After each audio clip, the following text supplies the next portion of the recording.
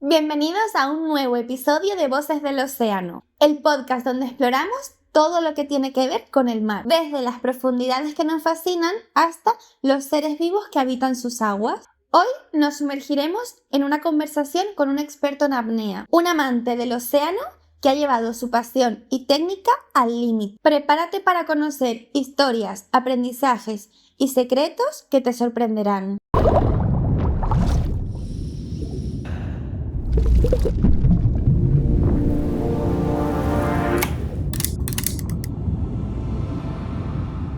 Es un placer tenerte aquí en Voces del Océano. Para quienes nos escuchan y no te conocen, ¿puedes presentarte un poquito primero? Muchas gracias. Soy Davide Carrera, soy un apneísta italiano, vivo en Andalucía. He empezado desde niño jugando, he tenido la oportunidad de pasar los veranos al mar con mis abuelos y luego me gustaba mucho, siempre he entrenado y he conseguido buenas marcas, he hecho 5 récords del mundo. He hecho ganado 2 campeonatos del mundo, muchos récords nacionales para Italia y, y eso, y sigo. Para mí la apnea es un poco como el yoga, es una manera de aprender a conocerme y sobre todo ser más consciente de mis miedos y poco a poco superarlo a través de la meditación, de la escucha y todo eso. ¿Cómo descubriste la apnea y cómo pasó a dejar de ser un pasatiempo, simplemente? Yo descubrí la apnea desde niño, así jugando, eh, y luego también me gustaba mucho el agua, entonces en el invierno iba a natación, que ha sido un buen entrenamiento, y los veranos jugaba cada año a bajar un poquito más. Y luego me di cuenta que era bastante bueno. Conocí a Umberto Pellizzari, que cuando yo era joven era el campeón del mundo, haciendo muchos récords, a los 18 años. Y, y empecé a entrenar con él, a hacerle seguridad en su récord, que para mí ha sido una experiencia muy, muy bonita. Y he empezado también luego a hacer yo competiciones y eso, y seguimos aquí. En apnea, el control del diafragma y la respiración son fundamentales.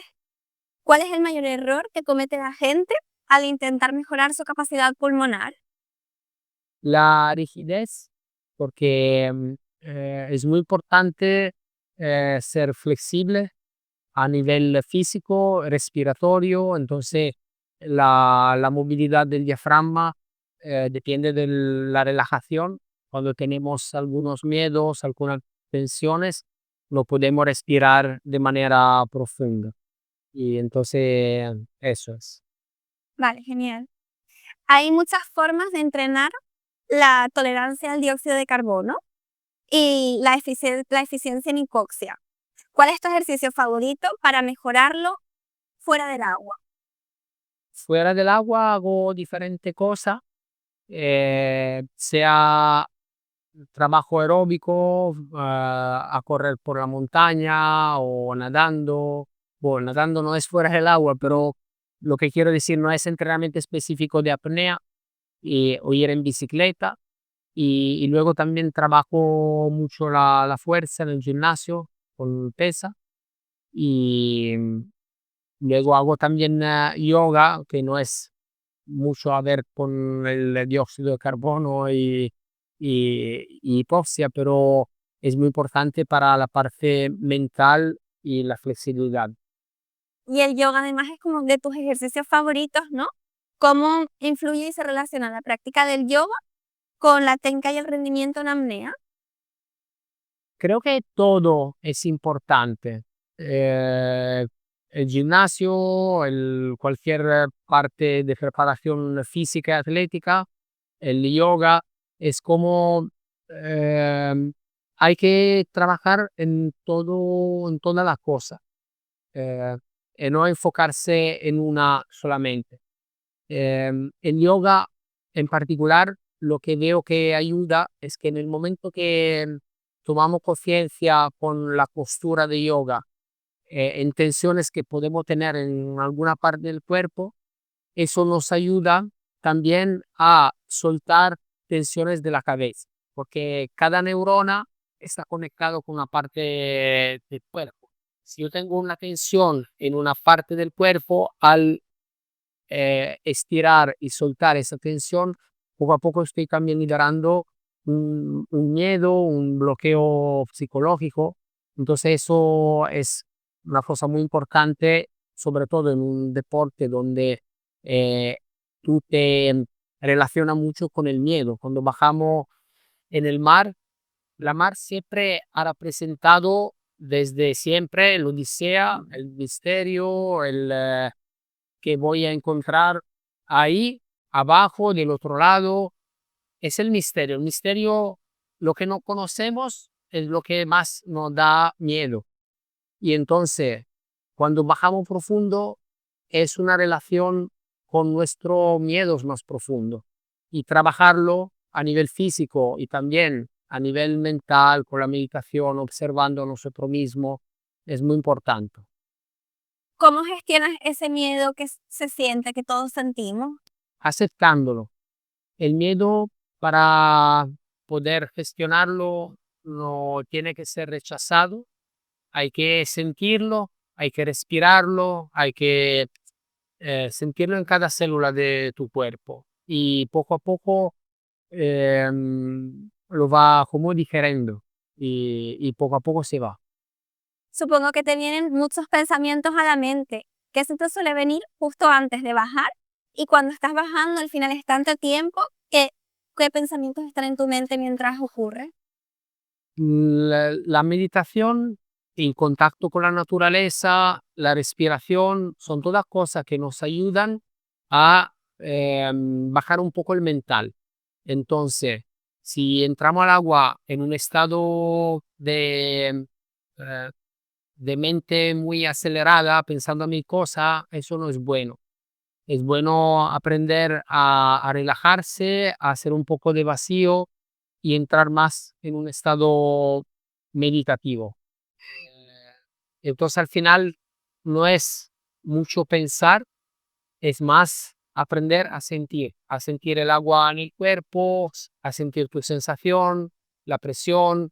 Y luego, si se trata de pensar, a mí lo que me gusta es pensar a la persona que quiero, a mi hijo, a mis amigos, al mismo mar, y al mensaje también que quiero compartir. A veces también rezo bajo el agua para preguntar una protección y también para que mi misma bajada se transforme un poco en una obra de arte, que quiero decir, la motivación que me empuja a seguir entrenando y compitiendo es intentar dar un mensaje positivo y tener un poco la escucha para así dar un mensaje de respeto, de amor para nosotros mismos, para la vida sana, para el respeto al medio ambiente. Y eso es lo que me motiva. Qué bonito.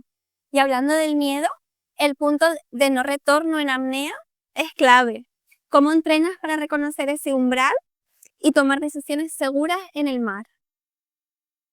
El yoga y todo eso está bastante enfocado como también en tu relación con tu propia espiritualidad. Y yo creo de verdad que más aceptamos nuestra parte animal como nuestras raíces, más las ramas de la espiritualidad pueden crecer más arriba en la luz y en el cielo. Y entonces, lo que quiero decir en aceptar nuestra parte animal es también conectar con nuestros instintos, y el instinto de sobrevivencia es una sabiduría del cuerpo que va más allá de la mente y es también ahí un aprender a sentir. Y cuando uno se entrena a sentir, a estar conectado con esa parte animal de nosotros mismos, también siente cuando es el momento de parar y subir. Y al final se trata solo de escuchar esa sensación y obedecer, no dejar que el ego nos empuja hacer algo para demostrar de ser más fuerte cuando el cuerpo en realidad te está diciendo, para hoy está bien así, para y sube. Y lo que es peligroso es no escuchar ese mensaje y querer hacer más, eso, ¿no? Para el ego. A 130 metros, la presión es más de 13 veces la atmosférica. ¿Cómo sientes tu cuerpo, ese nivel de compresión y cómo manejas la adaptación fisiológica en esos últimos metros? Muy relacionado con la relajación. Si tú aceptas la presión, te relaja, te rinde eh, a esa presión, a digamos ese abrazo del mar, eh, no pasa nada, no siente demasiada presión y como si, por ejemplo, observamos un globo que parece muy vulnerable, que se puede pinchar y romper, pero un globo si lo llevamos también a 1000 metros de profundidad, se deja comprimir para la presión y cuando subimos se expande otra vez y no le pasa nada. Y si cogemos una caja de plástico y la llevamos bajo el agua, llega un punto, no se deja comprimir, pero llega un punto que luego se aplaste, se rompe. Entonces lo mismo, si intento oponerme y resistir a la presión, luego siento la presión y me puede hacer daño. Si yo me relajo y me dejo, eh, que no pasa nada. ¿Y dirías que la apnea ha cambiado tu forma de ver la vida en la superficie? Claro, sí, sí, la apnea ha cambiado mi vida y también yo me noto diferente cuando practico más, que voy casi cada día al mar, como cuando practico más yoga, que me siento más en equilibrio conmigo mismo, me siento más eh, ah, bien en todos los sentidos, físico, mental, espiritual, emocional, cualquier cosa. Y cuando no voy al agua, sí, a veces me pongo un poco más deprimido o Sí. Seguro que a mucha gente le está dando un montón de ganas de empezar con la apnea, pero les da miedo la sensación de quedarse sin aire. ¿Qué consejo sí, les das? ir despacio, paso a paso, como cualquier cosa.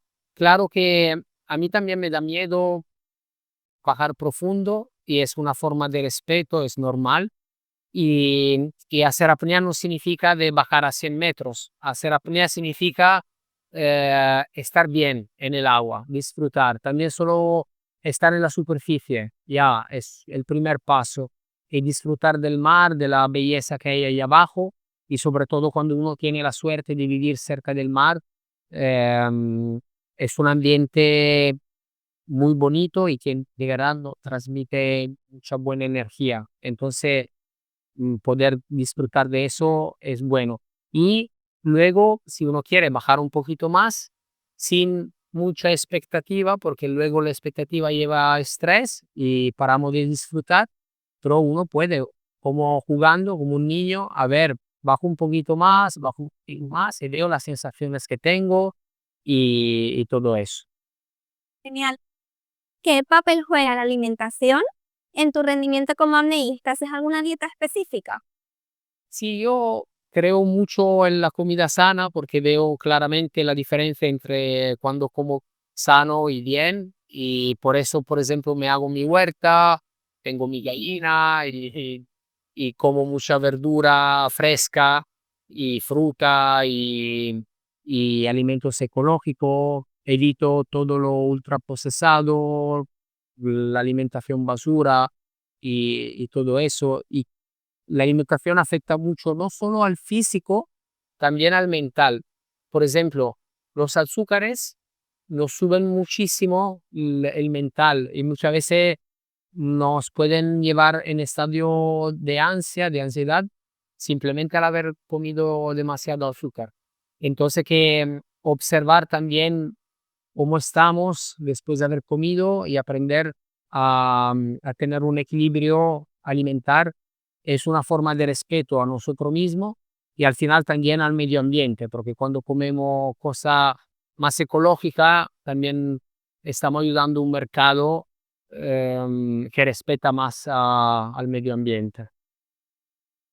después de quedarnos sin aire, lo segundo creo que más se plantea la gente es qué animales nos podemos encontrar en el agua. ¿Tú has tenido algún encuentro muy especial con algún animal marino en alguna inmersión? Sí, he tenido mucho encuentro desde que era pequeño y he tenido la suerte también de viajar en sitio muy bonito. em, Aparte del Mediterráneo que me encanta, yo he nacido en el Mediterráneo, pero sitios como aquí, por ejemplo, Canarias y otros sitios tropicales donde es fácil encontrar también delfines o he nadado con ballenas, con tiburones, con muchos animales que al final te emocionan mucho. Yo creo que a mí lo que siempre más me ha emocionado son la ballena, la jorobada, porque también hacen un canto que es como un mantra, es ese sonido bajo el agua que te llena, parece que te está que está abrazando el corazón y es muy bonito. Es mi animal favorito. La apnea es un deporte lleno de aspectos sorprendentes. ¿Podrías contarnos 2 curiosidades sobre la apnea o anécdotas? Sí, oye, mm, la sensación de libertad como primera cosa cuando estamos en el agua es también un poco volver al útero de nuestra madre. Para mí e el mar o la mar, porque es como a veces un elemento más masculino y a veces un elemento más femenino, pero la mar un poco representa el útero de la Pachamama, de la madre tierra, y que te abraza, te nutre, te cuida, y ahí de verdad yo siento una sensación como de volver a casa. Y es una sensación muy bonita de bienestar y de libertad. Luego, claramente, cuando bajamos profundo y cuando tenemos una competición, hay también un poco el estrés de para hacer la performance y eso también, eso te sube un poco el miedo. Y también es bonito porque al final uno aprende a relacionarse con el miedo, porque al final en la vida siempre puede pasar por cualquier cosa de enfrentarnos a nuestros miedos. Entonces, practicar a relacionarte con tus propios miedos también es otra forma de liberación. Ahora que sacaste el tema de la competición, leyendo tu biografía, vi que dejaste de competir como 4 años más o menos. ¿A qué se debió y cómo te sentó ese descanso de la competición? Sí, yo empecé joven, logré algún buen resultados y luego quería seguir, pero al mismo tiempo sentía un poco la presión de los sponsors, de los amigos que se esperaban de mí que hiciera mucho récord y así. Y a sentir esa presión se me quitó un poco esa sensación de libertad que me daba la mano. Y al mismo tiempo había viajado a India para aprender un poco mejor el yoga y las técnicas de respiración y todo eso. Y entendí que para mí la apnea, más que solo competir, era esa búsqueda interior. Y entonces paré, compré un barquito, un trimarán de vela y empecé a vagabundar por el Mediterráneo así, haciendo apnea para mí y como yoga. Pero luego, después de algunos años, en un momento que estuve preguntándome cuál era mi misión de vida, intentando preguntar al universo que por qué mi alma ha venido a ese planeta, a hacer qué. Y he tenido un sueño revelador donde entendí que, como he dicho antes, mi misión de vida era a través del deporte, a través de lograr buenos resultados y tener un poco de atención, transmitir un mensaje de vida sana, de respeto para nosotros mismos, para los demás, para el medio ambiente, y esas cosas nos hacen al final vivir felices y en paz. Claro, es que como tú dices, al fin, la sociedad nos llena de expectativas y tensión. Entonces, supongo que las tenías. ¿Cómo manejas tú ese, cuando no llegamos a los resultados, ese fracaso, que no es un fracaso, pero cuando tienes ciertas expectativas, pues lo puedes Claro, tomar? claro. Yo creo que si ponemos una semilla y la regamos y le ponemos un poco de estiércol y le quitamos la mala hierba, al final esa semilla brota, crece y llegará un día que da fruto. Entonces que en cualquier tema, en cualquier cosa de trabajo, de deporte, de relaciones, cualquier tema de la vida, hay que seguir tu propio sueño y en confiar que los frutos van a llegar. Hay solo que tener paciencia y cualquier fracaso no es un fracaso. Cualquier fracaso es un paso al éxito y se aprende de cualquier fracaso. Y si aprendemos también a aceptar que puedo fracasar, que soy humano, eh, eso me enseña a soltar un poco el ego y me permite crecer, aprender y luego tener éxito. Supongo que has hecho apnea en muchas partes del mundo. ¿Hay algún sitio donde tú notes una conexión especial con el mar? ¿Algún sitio que te guste especialmente? Hay muchos sitios diferentes, sí, cada sitio tiene su particularidad. Em, yo he crecido en el mar Mediterráneo, entonces me siento en casa ahí y, y hay muchos sitios súper bonitos, pero hay millones de lugares que me encantan. Por ejemplo, aquí me siento bien cuando voy al agua. Hay un sitio en Bahamas donde se organizan competiciones cada año, donde hay un blue hole, es un agujero azul profundo 200 metros y ahí es un sitio donde también me encuentro bien y me gusta ir a competir ahí.